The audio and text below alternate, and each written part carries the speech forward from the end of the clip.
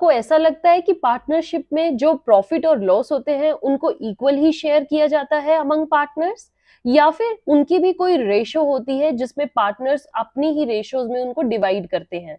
तो आइए आज इस सेशन में जानते हैं what is all about sharing of profits. Hello everyone, welcome to the class of Indian Partnership Act 1932.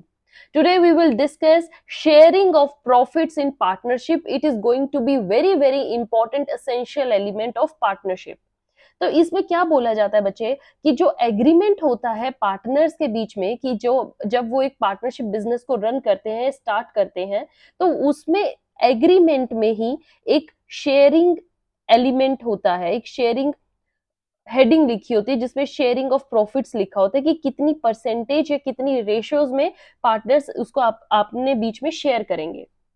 ठीक है, तो sharing of profits by all is must, और शेयरिंग हमेशा से मस्ट होनी चाहिए। ऐसा नहीं है कि एक पार्टनरशिप या एक बिजनेस को रन करने वाले पर्सन तो 4 हैं, लेकिन जो भी उससे प्रॉफिट या लॉस हो रहा है उसको एक सिंगल पर्सन ही इंजॉय कर रहा है। तो इससे क्या होता है, पार्टनरशिप का आप एक करेक्टरिस्टिक से पता कर सकते हैं कि हम पार्टनर्स जो है इस रेशो में या ऐसे इक्वली पार्टनर्स अपने प्रॉफिट को एंजॉय करते हैं, तो आपको पता लग जाएगा कि हाँ ये लोग आपस में पार्टनर्स हैं। तो इसी वजह से आप कभी भी एग्रीमेंट ऑफ पार्टनरशिप बना रहे हो तो उसमें आपको शेयरिंग ऑफ प्रॉफिट्स की हेडिंग को डालना मस्ट है, और उसमें आपको लिखना पड़ेगा कि आप आपस में कितने रेशो में, कितने डिविजन्स में प्रॉफिट्स को डिवाइड करोगे। सपोज कीजिए आपके हैं ए बी सी पार्टनर, तो आप खुद से मेंशन कर सकते हो that we will divide the profit in 1:2:3, और we will divide equally. Equally का मीनिंग होता है 1:1:1। ओके, मीन्स 3 पार्टनर्स इक्वली उसको डिवाइड करेंगे। राइट बच्चे, सो अब आपकी बात आ जाती है कि मैम ऐसा भी तो हो सकता है कि पार्टनर अपने एग्रीमेंट में लिखना ही भूल जाए। If contract doesn't provide for the sharing of profits बच्चे, देन हमेशा ये मान के चलिए कि उनके बीच में जो प्रॉफिट होगा वो डिवाइड किस रेशो में होगा, equally. If nothing is mentioned or written in the contract, then always this profit is divided in equal ratio. जितने भी पार्टनर्स उनके बीच में इक्वली ही होगा। सो डेफिनेशन ऑफ पार्टनरशिप जो होती है वो पहले से ही हमें ये बताती है कि बिजनेस जो कैरी किया जाता है वो एक प्रॉफिट के लिए कैरी किया जाता है, और प्रॉफिट जब कैरी करते हैं एक पार्टनरशिप में बहुत सारे लोग मिलकर चलाते हैं, तो उसमें ये सबकी एक्सपेक्टेशन होती है कि जो प्रॉफिट आएगा उसको हम किसी न किसी रेशो में शेयर करने वाले हैं। तो अब आप एग्जांपल लगा लीजिए, सपोज कीजिए चैरिटेबल इंस्टीट्यूशंस होते हैं, है ना, तो चैरिटी के लिए जो बेसिकली आपके इंस्टीट्यूशंस बनते हैं उसमें, तो वहां पर जो बेनिफिट होता है या पार्टनर जो प्रॉफिट आता है उसको वो पर्सनली एंजॉय नहीं करते, वो एक सोशल बेनिफिट के लिए, पर्पस के लिए आपने इंस्टीट्यूशन को खड़ा किया है, उसमें म्यूचुअल सब लोग म्यूचुअल करके पैसा डालते हैं, और अगर कहीं से भी कोई डोनेशन आया है या सरकार की तरफ से कोई पैसा मिला है उसको वो लोग आपस में एंजॉय नहीं करेंगे, उसको कहाँ डालेंगे, डोनेशन के वर्क में ही, चैरिटी के वर्क में ही डालेंगे। Okay, so there is a kind of mutuality कि सोशल पर्पस के लिए हमें वो काम करना है। बट पार्टनरशिप को अगर हम देखें तो that is for the business purpose, और वहां पर होता है प्रॉफिट मोटिव। तो प्रॉफिट से जितना भी हिस्सा आता है वो पार्टनर्स अपना निकाल के इंजॉय करते हैं, उसको अपने घर ले जाते हैं। Right, so the object of every partnership must be to carry on business, और बिजनेस किस लिए, प्रॉफिट कमाने के लिए, ताकि उस प्रॉफिट को बाद में सेम इंजॉय कर सकें। बट एवरी पर्सन जो प्रॉफिट को शेयर करता है वो जरूरी नहीं बच्चे ऑलवेज पार्टनर ही हो। खुद पार्टनर्स, जैसे सपोज कीजिए 4 पार्टनर्स हैं और इन्होंने एक पार्टनरशिप फर्म बनाई है, ठीक है, तो इनमें क्या होता है, ये चार पार्टनर्स अपना बिजनेस चला रहे हैं, प्रॉफिट आ रहा था, प्रॉफिट को एंजॉय कर रहे हैं। लेटर ऑन इनमें से एक पार्टनर की डेथ हो जाती है, तो अब तो 3 ही पार्टनर रह गए। अब ये डिसाइड कर सकते हैं हम तीनों प्रॉफिट कमाएंगे और एंजॉय करेंगे, बट ये तीनों कहेंगे कि यार हमारे साथ फोर्थ ने बहुत अच्छे से काम किया है और हमारी भी ड्यूटी बनती है, ऑब्लिगेशन बनती है कि हम उसकी फैमिली के लिए कुछ करें। तो उन्होंने म्यूचुअली डिसाइड किया कि हर महीने जितना भी प्रॉफिट होगा उसमें से हम 0.5% क्या करेंगे, जो फोर्थ जिसकी डेथ हुई है उसके बेटे के अकाउंट में डाल देंगे या उसकी वाइफ को दे देंगे, ताकि वो थोड़ा स्टेबली, उनको फाइनेंशियल स्टेबिलिटी मिल जाए। तो यहाँ पर क्या है बच्चे, जो उसके फैमिली मेंबर्स हैं, ऑल्दो वो पार्टनर्स नहीं है, बट वो फिर भी पार्टनरशिप के शेयर एंजॉय कर रहे हैं ना। So paying a share of profits, जैसे कि आप, ये तो मैंने एक एग्जांपल दिया है, of any partner dies. Suppose कीजिए आप अपने ही खुद पार्टनर्स हो और आपने डिसाइड किया यार हमें एक मैनेजर की नीड है जो हमारी इस फर्म को बहुत अच्छे से रन करे, बट मैनेजर को हमें सैलरी देनी पड़ेगी, राइट। सो मैनेजर आ जाता है, फर्म को रन करता है, लेकिन अगर वो ये क्लोज बना दे कि भाई तू अच्छे से मैनेज कर, जितना भी प्रॉफिट होगा उसमें से हम तेरे को 1/5 पार्ट तेरे को भी देंगे, मतलब ऑल्दो तू पार्टनर नहीं है, 4 हिस्से हम रखेंगे, 1 तेरे को देंगे। तो इससे क्या है, मैनेजर और अच्छे से काम करेगा, वो अपनी पूरी पोटेंशियलिटी दिखा देगा कि फर्म को मोर प्रॉफिट हो, क्योंकि उसको खुद मिलने वाला है। तो ये क्या एग्जाम्पल हुआ, although he is not a partner but he is enjoying the profit. So ये बात ध्यान में रखना बच्चे कि पार्टनरशिप में जरूरी नहीं है sharing of profits is always among the partners, it could be among the third person और स्ट्रेंजर ऑल्सो। आपका एक केस रहा है ग्रेस वर्सेस स्मिथ, और इस केस में क्या था, ये बताया गया कि एवरी मैन जो प्रॉफिट शेयर करता है he has also to bear the losses. It means person who share the profit he must also incur liability, कल अगर लॉस होगा तो वो भी वो फुलफिल करेगा। सो शेयरिंग ऑफ लॉस, अब आप कहोगे कि मैम यहाँ पे तो मैनेजर है, मैनेजर ने थोड़ा खुद कहा था कि भाई मेरे को प्रॉफिट दो तो मैं तुम्हें लॉस भी, उसको तो नहीं, वो कह सकता है मैं तो नहीं करूंगा लॉस में तुम्हारे साथ कोई भी शेयर। एंड सेम वे आप उसकी फैमिली को, जो पर्सन डाइड है उसकी फैमिली को फाइनेंशियल स्टेबिलिटी के लिए पैसे दे रहे हो, कल लॉस हो जाते तो आप उनसे मांगने थोड़ा जाओगे। So sharing of loss is never an option, sharing of loss is always to the partners, वो हमेशा पार्टनर्स में ही रहता है, पार्टनर्स ये किसी और के ऊपर नहीं डाल सकते, but yes sharing of profits में वो किसी और को शेयर बना सकते हैं, राइट बच्चे। सो ये केस अच्छे समझ में आ गया। अब आ जाते हैं बात, देखिए section 6 Indian Partnership Act, section 6 Indian Partnership Act, ध्यान से सुनिएगा क्या कहती है। ये कहते हैं that in determining whether a group of person जो है वो एक फर्म है या whether they are running as a partner firm है या नहीं है, देन ऑल दीज थिंग्स हमें किस चीज का ध्यान देना है, सबसे पहले regard shall have to be the real relation between the parties. हमें पार्टीज के रिलेशन चेक करना पड़ेगा, क्योंकि आप कहीं ना कहीं अगर किसी फर्म में ये देखोगे कि ये पार्टनर्स आपस में प्रॉफिट शेयर कर रहे हैं, बट अगर आप इन डेप्थ पता लगाओगे तो पता लगेगा अरे ये पार्टनर नहीं था, ये तो उस फर्म का मैनेजर था, right. So sharing of profits doesn't always implies कि वो लोग आपस में पार्टनर्स ही हैं। For knowing whether it this firm is a company और ये पार्टनरशिप है कि नहीं, you have to go real insight between their relations, उनके बीच में के रिलेशन कैसे हैं, राइट बच्चे। सो there makes position further clear by stating that sharing of profits between certain person doesn't itself make such person partners। Sharing करना profits को हमेशा ये नहीं दिखाता कि वो पार्टनर्स ही होंगे, वो अलग पर्सन भी हो सकते हैं, उनका अलग स्टेटस भी हो सकता है, राइट। सो कुछ एग्जांपल मैं आपको साथ अभी डिस्कस करेंगे इसी सेशन में, like money lender sharing the profit. First case ले लीजिए मनी लेंडर का, ठीक है। तो मनी लेंडर के केस में क्या है बच्चे, एक आपको मैं केस सुनाती हूँ, that was between Cox versus Hickman. क्या था इसमें, one Smith and Sons they are carrying the business and due to some financial difficulty क्या हुआ, उनका बिजनेस चल रहा था, उन्होंने क्या किया, अपने क्रेडिटर्स को ढूंढा, क्योंकि पैसे नहीं थे तो उन्होंने क्रेडिटर्स के साथ एक अरेंजमेंट करी कि हमें आप प्लीज पैसे दे दीजिए। और इस अरेंजमेंट से रिजल्ट क्या हुआ, that 5 representatives of creditors were to be appointed as trustees who were to manage the business of Smith and Son. Creditors ने कहा हम तुम्हें पैसा दे देंगे, पर किन्हीं 5 लोगों को हम चुनेंगे जो तुम्हारे बिजनेस की देखरेख करेंगे, मैनेज करेंगे, वो हमारे द्वारा चुने जाएंगे।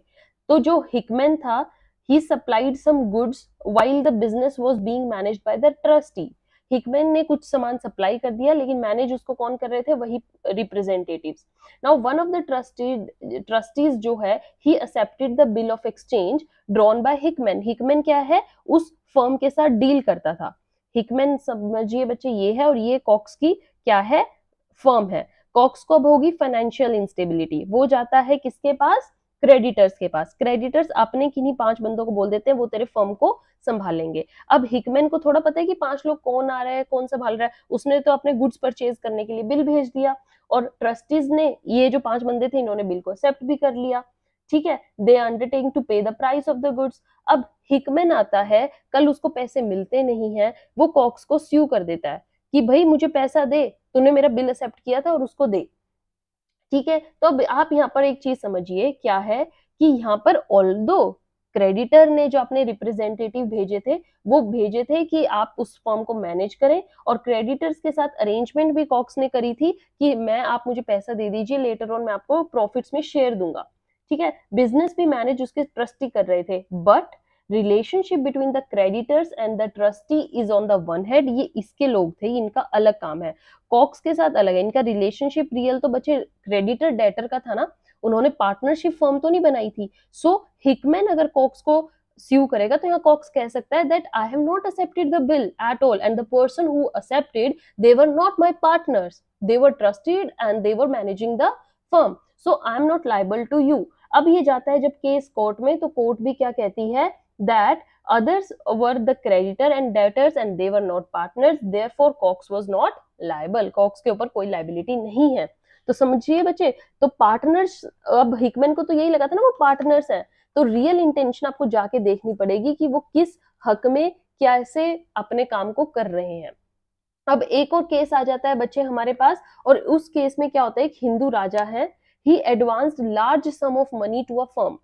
हिंदू राजा ने बहुत सारा पैसा एक फर्म को दिया, और जिससे क्या हुआ कि उसने उस फर्म के ऊपर कंट्रोल कर लिया एक तरीके से, है ना, पावर आ गई उसके, भाई मेरा ही पैसा दिया हुआ तुम्हारा बिजनेस मेरे पैसों से चल रहा है, और मैं इस पे पूरा कंट्रोल कर सकता हूँ।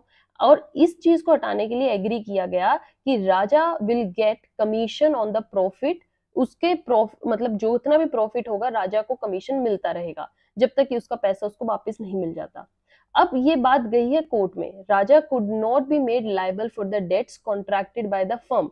अब कल उस फर्म ने किसी से पैसा ले रखा था, तो वो लोग आके राजा को लायबल नहीं कर सकते, ये कहने के लिए जी आप भी तो उसका हिस्सा हो, आप एक तरीके से कंट्रोल कर रहे हो, पावर कर रहे हो, उसकी प्रॉफिट्स तो आप इंजॉय कर रहे हो, हमारा पैसा लौटाइए। राजा कह सकता है that I am not the partner of that firm, there was no creation of partnership, they were just providing me security. एक सिक्योरिटी का पैसा तो था, क्योंकि मैंने उनको पैसा दे रखा था, वो मुझे एक तरीके से पैसा लेंड कर रहे थे as a commission, so that's not the thing. तो अब समझ में आ गया बच्चे, मनी लेंडर्स के केस में मनी लेंडर पैसा देते हैं फर्म्स को, और शायद जो वो फर्म होती है वो उनके कंट्रोल से बचने के लिए या उनके साथ अच्छे रिलेशन बनाने के लिए उनको प्रॉफिट्स का कुछ हिस्सा दे देती हैं, but in exactly they are not the partners, और उनको आप लायबल नहीं कर सकते। ऐसी एक और आप पार्टनरशिप पढ़ने को मिलेगी, दैट इज सर्वेंट्स और एजेंट्स।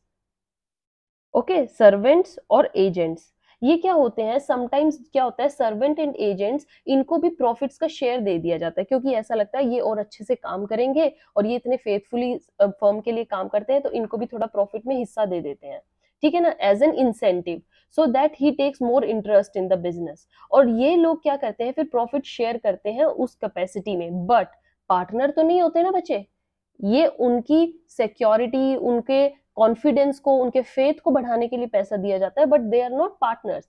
ऐसा ही एक रिलेटेड केस हुआ था, जिसमें क्या था, McKerron versus Worshall, an assistant in a firm of brokers was paid a share in the profits. एक असिस्टेंट था, उसको प्रॉफिट्स का शेयर मिलता था, जो उसकी सैलरी से थोड़ा और एक्स्ट्रा था, सैलरी तो वो ले ही रहा था। Now at time he signed some letters, उसने कुछ लेटर्स को साइन कर दिया, डॉक्यूमेंट्स पे साइन कर दिया, किसके बिहाफ पे, फर्म के बिहाफ पे, कि मैं कर देता हूं।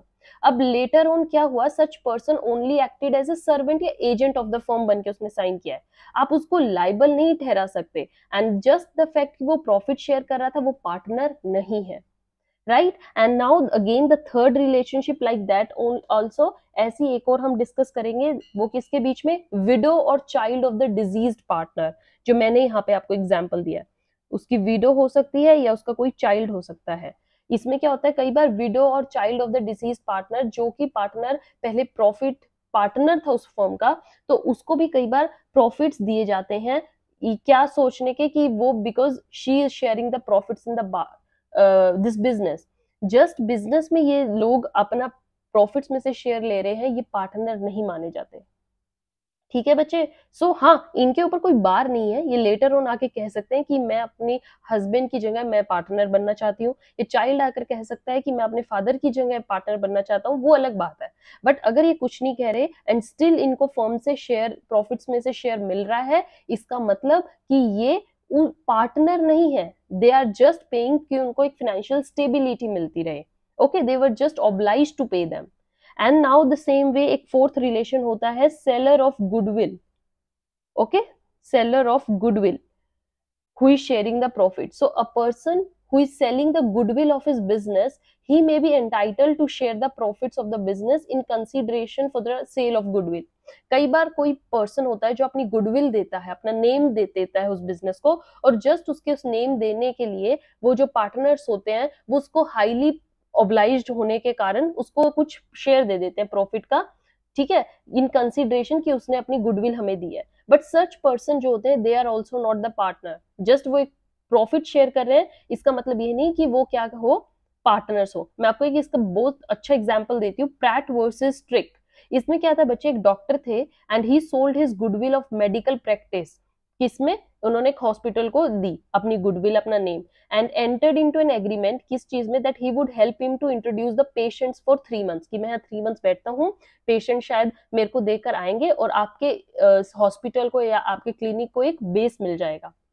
And he would be entitle to half the share of profits, profits का हाफ शेयर बट मैं लूंगा, ठीक है, और जो भी एक्सपेंसेस होंगे उनको भी मैं बियर करूंगा। दोनों बातों में उसने हाँ कर दी। अब इस बात में बताइए क्या वो पार्टनर थे? इसमें ये बोला गया that doctor was not a partner, he had not become partner with the person, just उसने गुडविल अपनी दी है। तो यहाँ पर ये केसेस ऐसे हैं बच्चे जिसमें कि although share of profits is there but they are not partners. I hope आपको ये कंसेप्ट अच्छे से समझ में आया कि शेयरिंग ऑफ प्रॉफिट्स क्या होती है और उसमें हमें कब पता चलता है कि वो पार्टनर्स हैं और कब हमें ये लेकर चलना है कि ये लोग पार्टनर्स नहीं है, although they are enjoying the sharing of profits. With this session is over. I hope you enjoyed today's session. Keep watching, keep sharing. Thank you.